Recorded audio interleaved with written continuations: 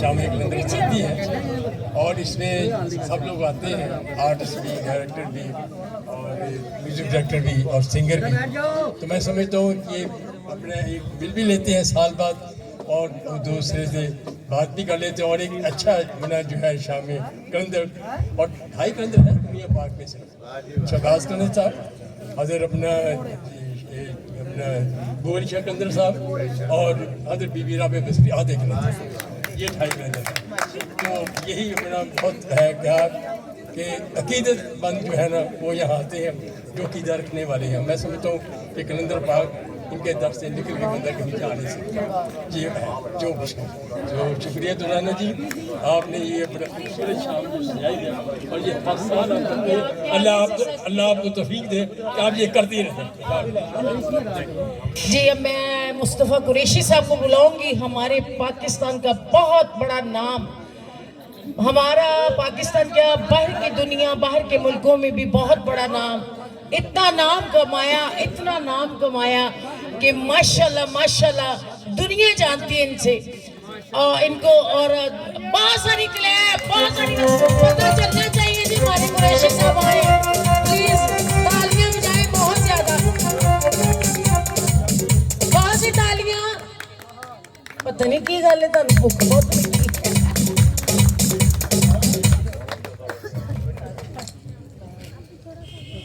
जब थी दम बदरगाहे कलंदर, नजफ चूम मशहदे रोज़ा मुनव्वर, तवाफ़े तुरबते आशाहे सरवर, सवाबे गाज़ियारा हज्जे अकबर।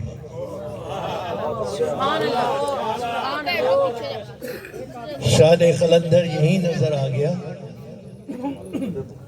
अल्ताफ साहब ने भी शान कलंदर के मंजर को सुना और देखा कि मैं जैसे ही यहाँ आया और कुर्सी पर बैठा था, अल्ताफ साहब मेरे साथ बैठे थे। कराची से मेरी बेटी ने फ़ोन किया, उसे नहीं पता था मैं कहाँ हूँ। उसने मुझे कहा कि वो भी कहीं शादी पर थी वहाँ कराची पे, कि आपसे कोई लड़की बात करना चाहती है। मैंने कहा बुलवाओ। बात की मैंने, तो वो लड़की कौन थी? कराची से वो लड़की, आपको मैं बता दूं कि मेरा ताल्लुक सेवन शरीफ से।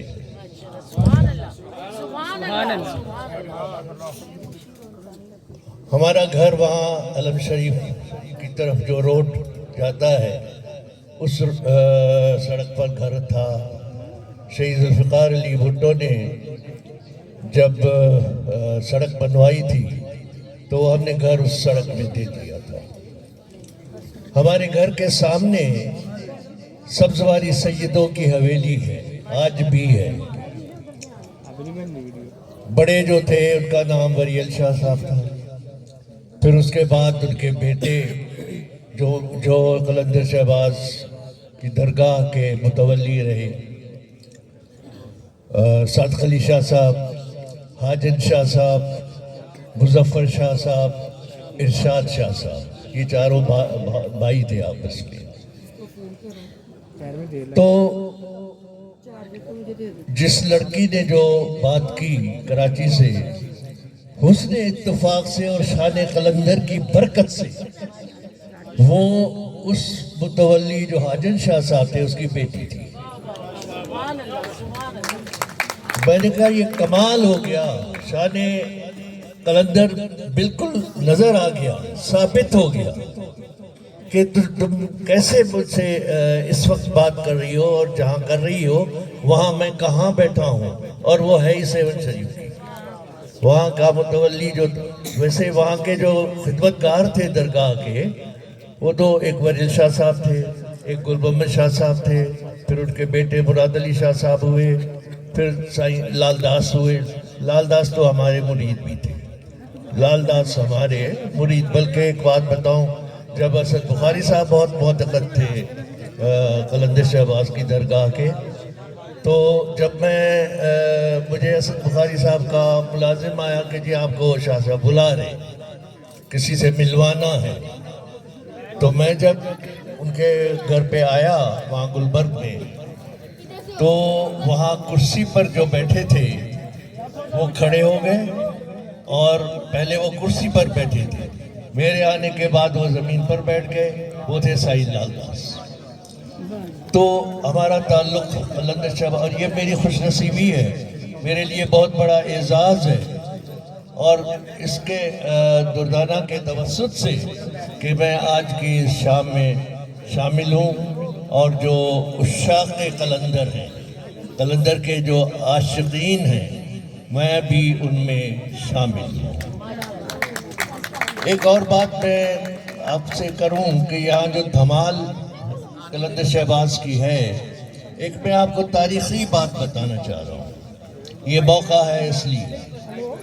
وہ تاریخی بات یہ ہے کہ شیخ ذوالفقار علی بھٹو جب وزیر اعظم تھے تو ان کے دور میں شہنشاہ ایران آئے تھے۔